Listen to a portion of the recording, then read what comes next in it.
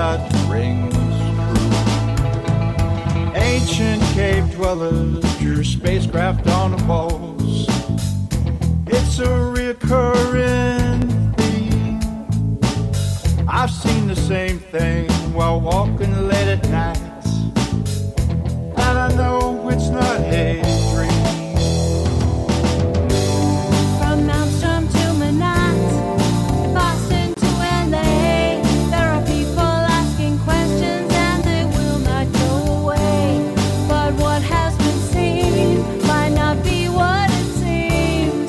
The government's shadows dance in the sea.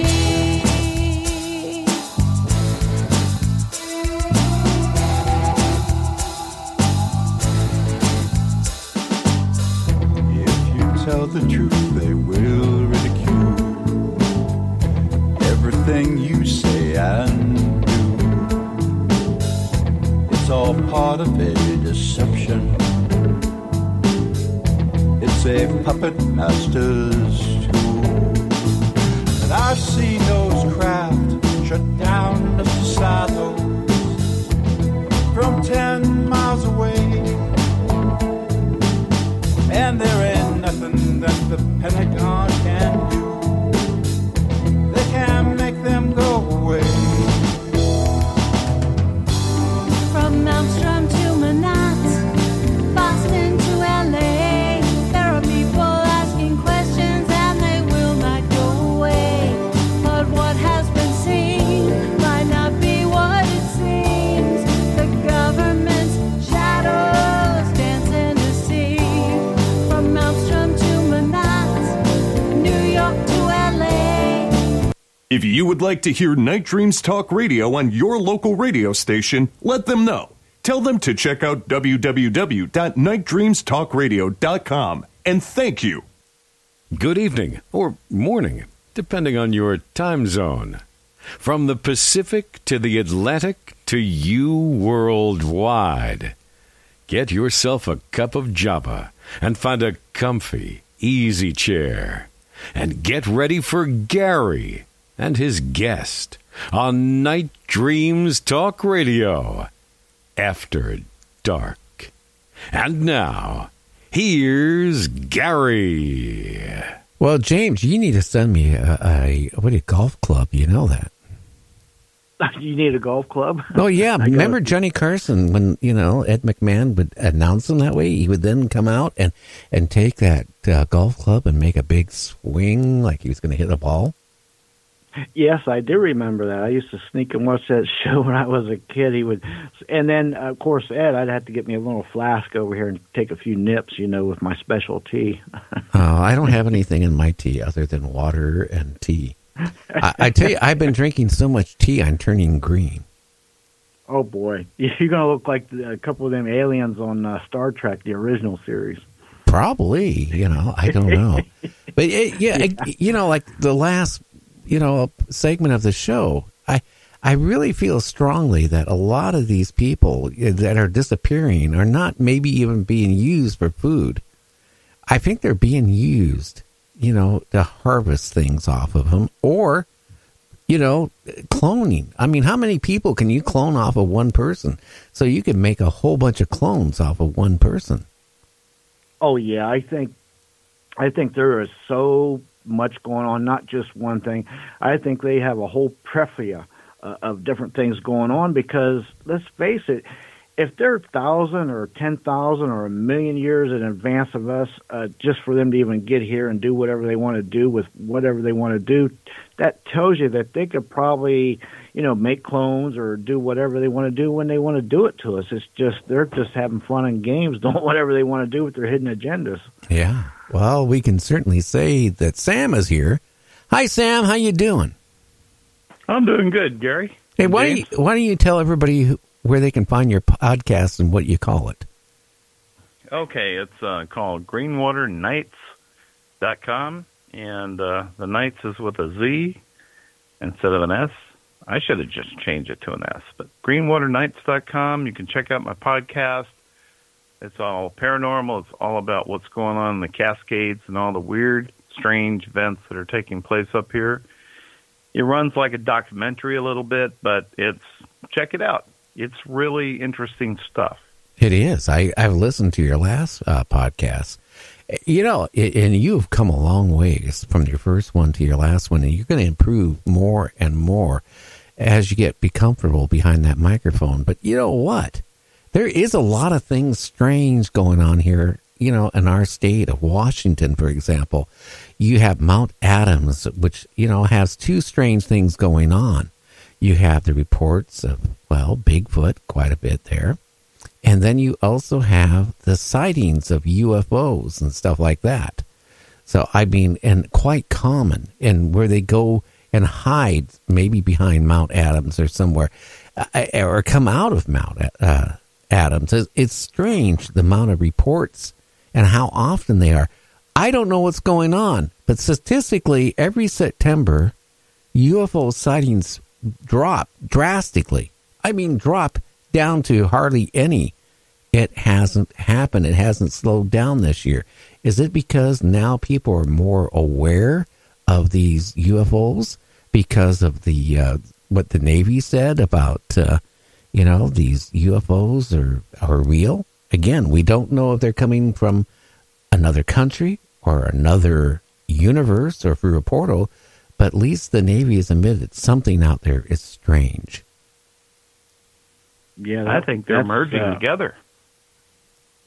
I think the realities are merging together or something. I mean, I'm speaking more metaphorically, but when you have all this other stuff appearing and people see it, maybe they've been there all along, and now maybe something about the people, like us as humans, can see it now. Who knows? Well, how many people, honestly, let's be honest here, at nighttime stargaze anymore?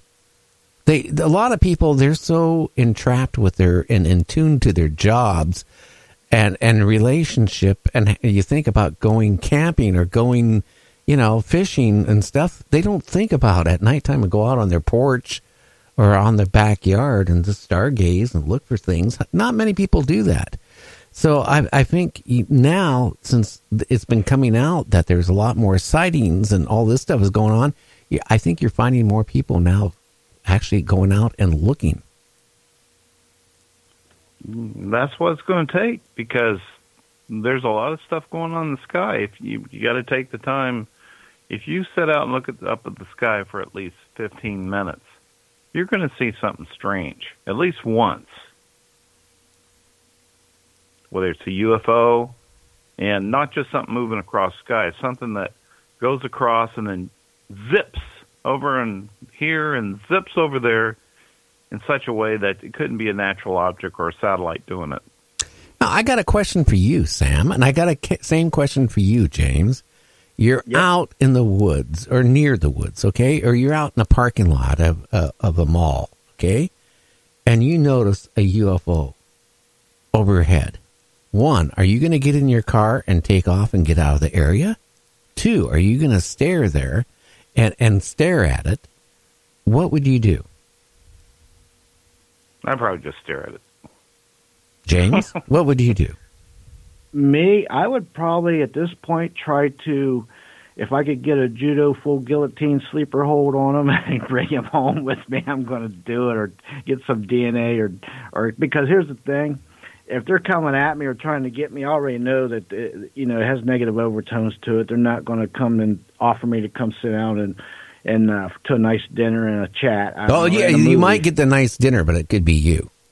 Right, exactly. Yeah. So, and plus, I'm probably not going to like what they're eating. Anyway, I won't be acclimated to it. So it's probably best that it's going to be on. I'm going to try to take one home with me, or fight them or something. Are you going to put them in your? You're going to put them in your freezer like that one doctor did?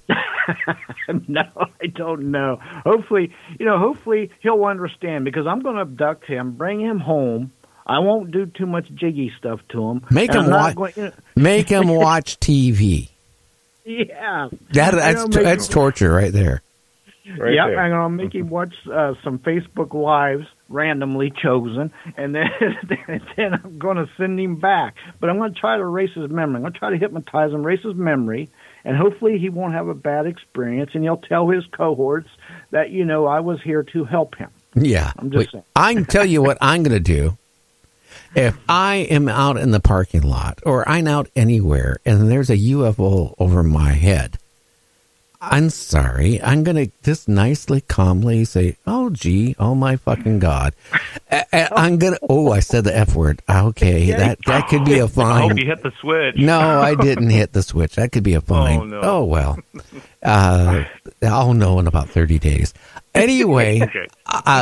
Put it this way. I'm going to take my car keys and I'm going to stick it in the car and I'm going to be singing, well, Dixie. And I'm going to open up the car door. I'm going to sit down and I'm going to put the key in the ignition.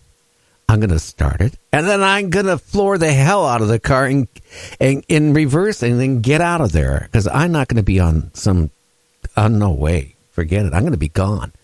Now, if they're going to abduct me, they're going to have to take my crappy car with me. They're going to have to earn it. They're going to have to earn their abduction on you, aren't they? I thought he was going to say he's going to take your keys and key their craft. That's what I thought he was going to say. I mean, you're know. not ready for that new adventure, Gary, you've been wanting for quite a while? No. Besides, if they abduct me and take me on board on a spaceship, I'm going to just say, I'm sorry, I don't have sex with dwarves. Anyway, I'm sorry. That's another one I'm going to get in trouble for, isn't it? I don't know. Of course, I don't know. If I've been drinking tequila, I might. Oh, it makes the clothes fall off. You'll make their investigation much easier for them, I'll tell you that.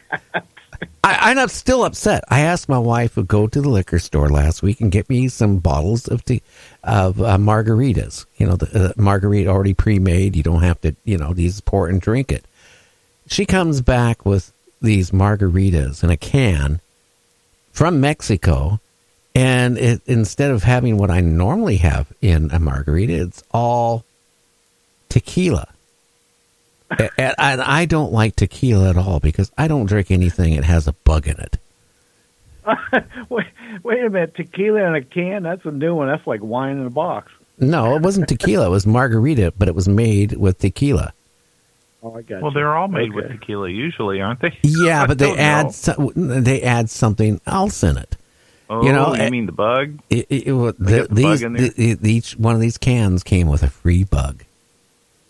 Oh, That's just you don't know that until you get to the last swallow, right? Yeah. Then I sat there and, my one son who's 26 years old, I said, hey, I got 3 cans of margaritas. They're yours. Oh, Dad, thank you. Yeah. They came back and he said, there was something in each one of those cans. I didn't tell him what it was. Wasn't he surprised? Well, he didn't know what it was. You could imagine he would have got upset. I said, did hey, you tell him? no, I'm not going to tell him you got a free bug in every can. That's too much. Well, I guess you had your own little experiment going on there, to unbeknownst to your son. Oh, I don't know. But yeah, I still look at, I watch The Invaders, since it's being rerun on TV now again on cable and on some networks. And I really, when that first came out, it didn't last very long because people looked at it and laughed at it and brushed it off. And they said, oh, this is too crazy, right? But now when you watch it, it really starts to make sense. It really does. Yeah, I love that show. I watch it every Sunday at about 1 or 2 in the morning. It comes on. I record it. But, yeah, it does. That show come out in like 66, 67. And, they still had the old rotary phones. But, yeah, the stuff that they're doing, they're coming down trying to infiltrate our military and other establishments, resources, businesses, and basically trying to take over slowly but surely on that show. And, that's a scenario that could be going on here.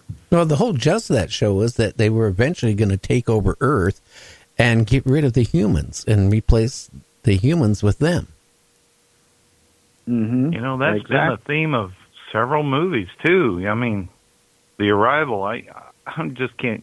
I brought that up several times. But The Arrival was really about the changing the atmosphere, changing the environment to make it hotter, to make it compatible for these aliens that were disguised as humans. to take over the planet so that humans, they'll just